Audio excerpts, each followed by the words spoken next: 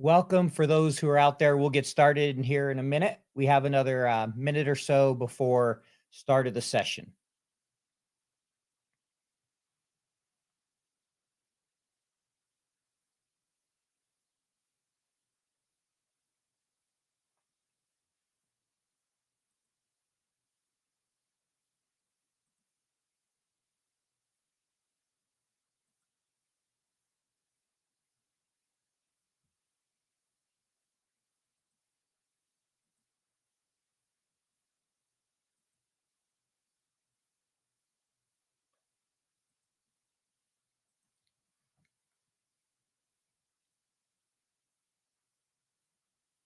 All right, we'll go live here in a couple seconds. I've hid your guys' view once we're on the stage. So.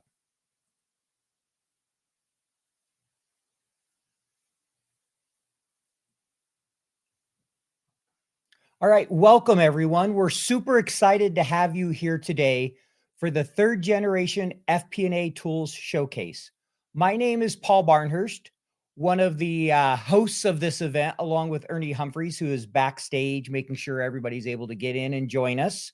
So we thank you for taking the time today to visit with us. And I want to start by giving a huge shout out to each of our sponsors. You'll see here on the page, we have DataRails, Mosaic, and Drivetrain that are participating for the second year in a row. And then we have a number of new sponsors this year. We have Runway, Model Optic, Actaris, Alf, Farseer, and Drivepoint. So we have 9 great tools with us today, and we're really excited for you guys to have the opportunity to see each of those tools. But before we jump into that, I want to go through a little bit of housekeeping. As I mentioned, here's a list of our sponsors and super excited for them. But as you're going through the day, want to make you aware of a few things in the event platform.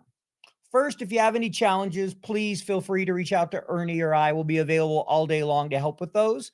But the first thing you're going to notice is there is going to be within the event platform, you're going to have a feed area. If you go into there, that's the main lobby. What you're going to see in the main lobby is there'll be some comments. You can chat with others. We'll have some fun polls throughout the day. That's where you'll go between sessions, as we have about 10 minutes between each of the sessions. In addition to that, you'll see here, you can see a list of the events, and you can enter individual events under the agenda. Right now, we're in the opening keynote. And then finally, down here, you're going to see there's an info section within the lobby. And within that, you'll see some Q&A, some frequently asked questions. But more importantly, there's also some documents, some case studies, some different information provided by the vendors. So if you want to learn more, you can check that out and learn about the vendors. So that's a little bit about the platform. If you have any questions as you're going through that today, please let me know. And at this point, I want to jump into our keynote speech. So I'm going to bring onto the stage 2 people that are going to be joining me. But before I bring them on, just a reminder of our agenda. This event here is 25 minutes long, and then we will start with the first presentation, that's DataRails. We'll have 4 presentations. Then we'll have an FP&A tools implementation. Chris Wilson will be sharing his advice on that. He's worked over a decade implementing different software tools, and I'll be interviewing them. So we're really excited for that. Then we'll have 4 more demos.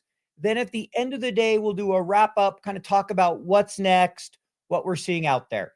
So without further ado, let me bring on our panelists here for this keynote. We have Glenn Hopper and Wouter Born joining me here on the stage. So why don't we start by just giving a second. Glenn, could you introduce yourself to our audience real quick? Hey, Paul. Yeah, glad to be here today. I'm Glenn Hopper. I'm the head of AI research and development at Aventus, and was a CFO for 15 years. And a couple of years ago, wrote a book on machine learning in finance. And at the time, it was a very niche book that nobody cared about. But suddenly, now everyone's talking about AI. So I end up doing a lot of webinars and things like that. Great. And just so you know, Glenn and I are great friends. Him and I co-host a podcast together. So I'm very lucky to work with Glenn. And then also super excited to have Wouter with us. If you just want to take a minute and introduce yourself. Sure. Well, thanks, Paul. I'm excited to be part of the kickoff of this event. I'm the general partner of Bourne Capital, CFO Tech Investment Fund. We have 16 investments in CFO suite solutions. We are constantly scanning the market for products that make the lives of CFOs and their teams, the office of the CFO, better. And very bullish on AI. I'm almost a full-time thinker of how AI will reshape the office of the CFO. And I can attest to that. I've had some conversations with both these guys about AI and how we think about it and FP&A. Before we jump into the questions we have a brief poll we'd like to ask each of you to complete today. So I'm going to publish that. If you could just put your votes in, and toward the end, I'll get our audience, our guests' thought on that. I'd love to get their take. So you'll see it. What barriers does your organization currently face in adopting automation and AI tools for FP&A, for financial planning and analysis? So please go ahead and submit your votes for that, and we'll get an opportunity to give our thoughts on that at the end. So thank you for voting there. See those coming in. Why don't we get started with this question? And Wouter, we'll go to you first. What has you most excited about the future of FP&A software? We've seen an explosion in the last decade. What has you excited going forward? Yeah, I think, the obvious answer is like, hey, AI is taking the world by storm. I think I'm sure we'll talk more about this in this panel. I think more in the short term, what I really see is the huge amounts of data that today are available, and that FP&A departments, from just owning some financials, go much wider today, and have all that data to their availability, can build much more sophisticated models with it, come to better decision making, and eventually I think AI will, it needs data to operate. So I'm mainly excited about FP&A going wider at the moment. Yeah, I like that. And I think it's an exciting opportunity. How about you, Glenn? What are you excited about as we look to the future of FP&A?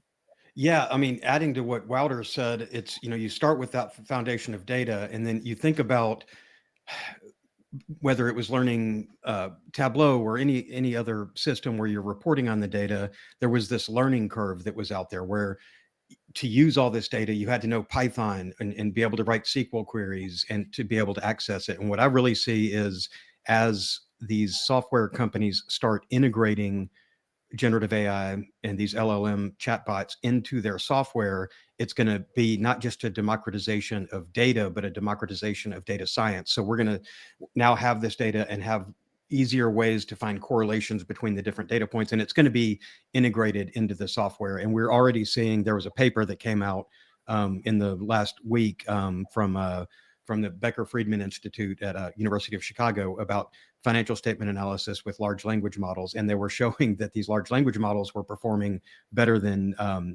humans at predicting changes in earnings per share in the next year. And that, not to say that I think that this software is going to replace us, but it's going to make us that much more powerful when we have this built into our existing FP&A software. It's pretty amazing to think how quickly these models and everything that's going on in the AI landscape is changing and developing. So I'm like you, I'm very bullish on the future. I think one of the most exciting things is, as AI continues to develop and as these tools implement it and find ways to make our lives easier, we can focus on what's always been most important in FP&A, even if it's not always what people have focused on, and that's supporting the business. All of you out there, the reason you're looking at an FP&A tool is because you want to better support the business. You want to help move it forward. So that's why we work in FP&A. So I'm excited how the software is doing that today and how it will continue to do that as the technology changes. So next question we have here is for you, Wouter. Why are you so bullish on this market? Particularly the FP&A planning software, but overall, the Office of the CFO. As far as I know, you're the only venture fund out there that's fully dedicated to the Office of the CFO and this technology.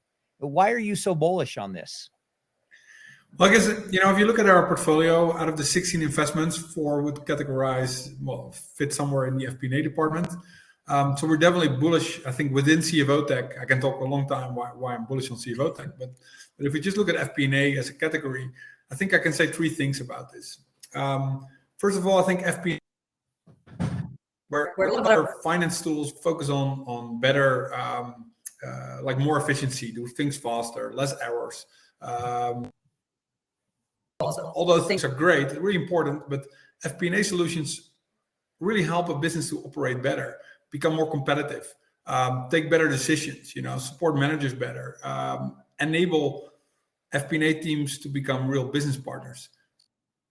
Really what sets FP&A aside more from adding strategic value to an organization, where another AP system is not adding necessarily strategic value.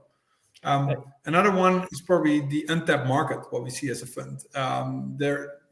Originally FP&A tools were for large enterprises. We all know the first generation of Hyperion and IBM, and those were expensive solutions. There is still a lot of companies that don't own an FP&A solution today. They use some Excel sheets or don't plan. I believe we're now in a time where technology allows us to build something for every size, every budget, and have great value for what used to be $500,000 investment, now for much lower and fitting in a small company's budget. So I think that's another one. And probably the last one is the technology that is currently changing a lot. To your previous points as well, the democratization of data science, I think it's a great example that Glenn just made. This was not available a couple of years ago. So for us as a fund, FP&A has a huge growth potential, and that's probably why we are really bullish on this. No, I agree. There's a huge potential, especially now we're in a day and age where data is growing faster than ever has before, especially with AI and how easy it is to create something. We're seeing that explosion of data, and that's going to necessitate the need for better tools, better integration. As that data keeps growing, we as humans just can't manage it, especially when it's a manual cleanup process, which I know anyone who's worked in FP&A has dealt with.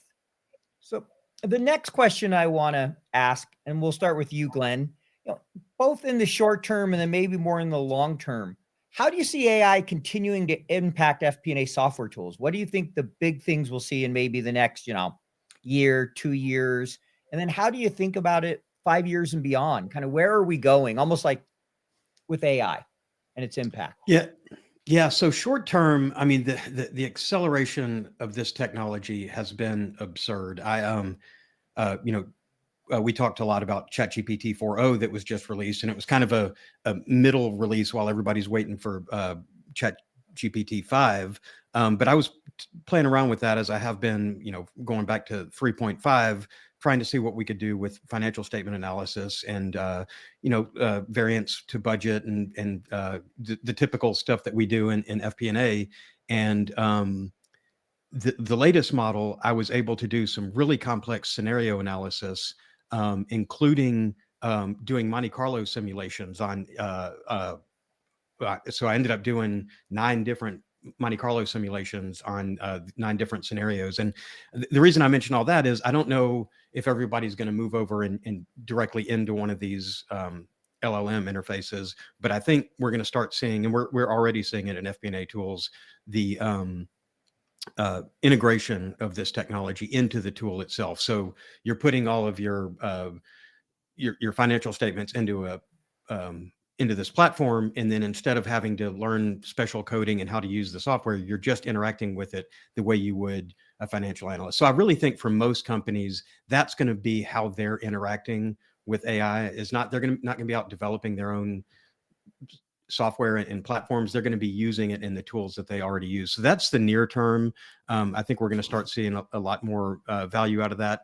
Longer term, it's going to be just integrated across the board in everything we do. We're going to start seeing more workflows and automation of actual tasks, not just question and answer kind of activities. So I think about, how much time, Paul, you and I were talking before about in Excel, if somebody wants you to come back to a spreadsheet that you did, a year ago, and there have been new accounts added and changes to the assumptions, how difficult that is to go back into Excel and add the rows and change your lookups and everything to find it. But when you can just either the system identifies itself and adds the adds the accounts and changes the assumptions for you, or you're just speaking in natural language to it. I think it's going to be just a much more seamless, easy way to do FP&A in the future, where you don't, your value is going to be not how good you are at building models in Excel, but in how you can actually provide strategy based on what's coming out of the FP&A tools. I mean, it's not all about Excel. Yeah. Any thoughts you'd add to that, Wouter, as you listen to kind of Glenn's answer? And I know you've studied a lot on AI. What do you see? Yeah, well, to add to Glenn's points, I think the on the shorter term, we're constantly thinking about this, like, hey, where would AI really make a difference today? We still see a lot of vendors that build things I would categorize as gadgets. Like they're great, they work, but no one would actually really pay additional money for it. They don't solve yet real problems. I think we still need to see some maturity here. And shorter term is real features where FP&A tools, develop competitive features that will set them aside from others, is probably still, it will be initially in the usability of these tools. So I expect more conversational UIs where you, for example, instead of need to learn a whole tool, but having a much lower learning curve where you can just have a conversation with a, hey, I would like to change my plan in a certain way, or what is like a typical question you have on top of your mind, but you don't really know what report to run for it. So the tool will give you the answer, will help you with certain administrative tasks. I expect tools to become easier to use, but also easier to implement and shorter to implement. It could help with data issues. I think one of the biggest issues there is in finance today is data quality. If it's garbage in, it's garbage out. So if I could really make a difference there, I think there is a willingness to pay for customers for these features. I think on the longer term, and this is the thing that excites me a lot, because think about to Glenn's point, like it's going so fast. So imagine where we are in 3 years from now in terms of reasoning of these models and the amount of data they can process. If an FP&A system would really know the strategy of your company, so no longer just becomes a big model where you do everything yourself, but actually becomes like almost like a team member in the FP&A team that understands the strategy, can challenge users, can think of alternative paths to walk as an organization. And how would it do it? Not just on numbers. We would go way beyond just the numbers. I think what we need in the future is FP&A systems that have the full context of your business, that have transcripts of management meetings, that have all the PowerPoint decks that your organization has built, any kind of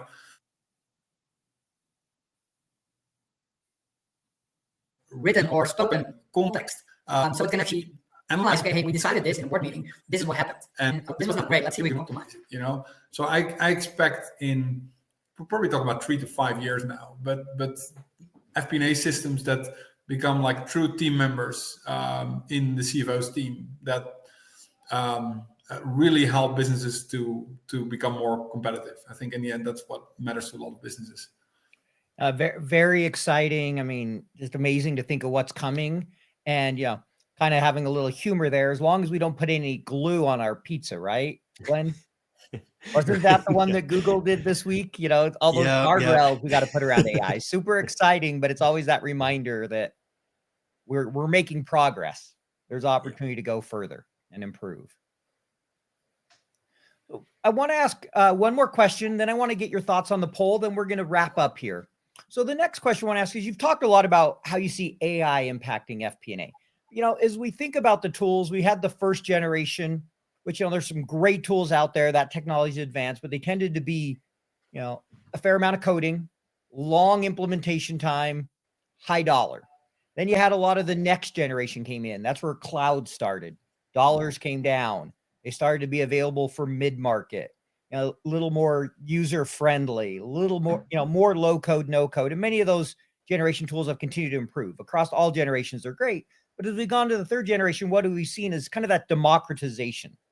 Even there's tools out there for small companies. I've seen, very low price point for really small companies all the way up to enterprise now. And they're very collaborative focused. They're very much, low code, no code, typically a quicker time to value. So as we think of those things, what do you see as kind of that fourth generation? What's coming next that's going to disrupt this space beyond just AI? Obviously, we know AI is going to be a big part of it, but any other thoughts, Glenn? I mean, you've been a CFO. What beyond that has been missing from the planning tools you've used? Yeah, so two things. One, I'm always gonna hang on the AI, and I'll come back to that. But what's really gonna have to happen now is companies who have not gotten a handle on their data. This is going to be the final. You have to now, because you're not gonna be able to use any of this if you don't elevate your data maturity. So you're going to see even the laggards having to move in to this new level of data maturity so that we can use this for anything. And the reason that's so important is if you had bad data before, you could hire analysts and they could go into Excel and they could clean it and they could make it work. They could, all this Herculean effort to do something with the data, to clean it up, to make it usable. And that's just, that's going to continue to slow down as the more mature businesses are able to quickly do things. But what you're going to see in this next generation of software, it's a paradigm shift that we as FP&A pros need to understand is we're used to a tool where we say, okay, I need to create these charts. Let me go create these charts. And then you get the charts and you make your judgment based on those.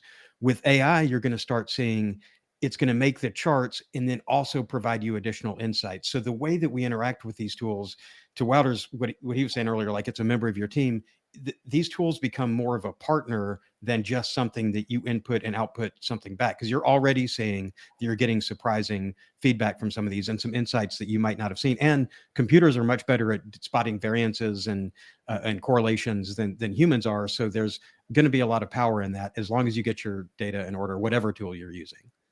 So there definitely seems to be a theme there, data and having it in order. Wouter, any thoughts from you of what we're going to see next here? Yeah, maybe just to add to Glenn's point, I think if you look at the third generation, we already see a lot of AI development. Almost every third generation vendor is having a roadmap with AI features or already deployed functionality with AI. I think the next generation of FP&A tools is probably going to be AI native. So at its core, it's designed to be fully driven by AI. So I expect actually a new generation of tools. So I don't expect the current generation probably to evolve there. Maybe we might be still a little bit away from it, but I expect the new generation to have a completely different architecture, for example, and become very conversational and no traditional UIs anymore. I think that's another thing. What AI promises is that it will generate a UI on the fly for whatever your use case is at that moment. I think that's going to be what's probably the next generation general in enterprise software. Yeah, I think we're really going to see that. No, thanks for sharing that. I think it's super exciting, and I love what the tools are doing today. We're seeing many of them, integrate AI. We have a lot of great sponsors today. What's exciting is to see what these tools and new tools that come out, what they're going to do next as we continue to develop in AI. So it's a great time to be in FP&A. It's a great thought to think we can have those assistants that will allow us to be more efficient and more effective without having to always put a Herculean effort into Excel to get what we need. And so what I'd like to do before we wrap up, just give you 30 seconds here to get your thoughts on the poll we've had today. So I just want to share the poll results real quick. We asked the barriers basically to implementing FP&A. Number one, there was a tie. Concerns about cost, lack of awareness. That was followed closely by difficulty in integrating with existing systems. And then the bottom two were concerns around reliability of tech and change to org.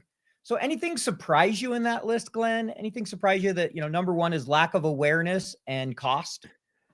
Well, what does surprise me is resistance to change being so low, because I come in, when I come into companies, I'm like a wrecking ball, just saying, this is our digital transformation. We're going to change all, and that's hyperbolic a little bit, but I'm or exaggerated a little bit. I mean, we're, as finance and accounting people, we're a very risk averse group. And to your point about the, cheese on pizza and these LLMs hallucinating, we can't risk a member of our team, a robot or a person that is sometimes hallucinates and that we can't rely on. So that resistance to change, I'm surprised that was as low as it was.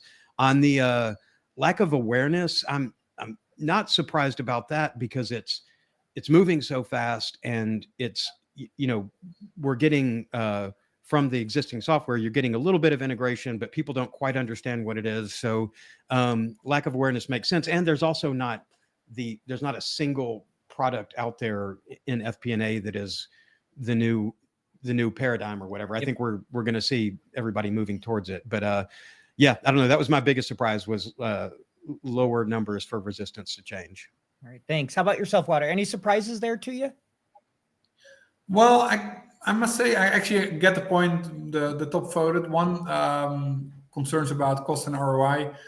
In the end, I think there's kind of this funny thing where ChatGPT full-blown enterprise is like $25 a month, and it gives the greatest amount of value. So any bespoke AI solution that you compare to the price point of ChatGPT feels quite expensive, because hey, all of a sudden we're paying hundreds of dollars, and people are like, I can do so much with ChatGPT. So I feel that resistance, but I would expect enterprises to at least adopt to ChatGPT, for example. And I know a lot of companies are not. They're actually not allowing it, maybe for governance concerns, or like data security, those kind of things. But I at least hope that in the next 12 months we see a big shift there. But other than that, I think all these answers make sense for organizations. Great. Thank you for sharing your thoughts there. Thank you for joining me. We have little less than 5 minutes before our first session starts. So we're going to go ahead and wrap up this session, but thanks, Glenn. Thanks, Wouter. And hope everyone has a great day, that you enjoy seeing all the tools. And at the top of the hour, we'll get started here with DataRails. They're our first demo session. So please plan on joining that, and have a great day, everyone. And I look forward to hearing from you. Thanks again for joining me. Thanks, guys. Oh.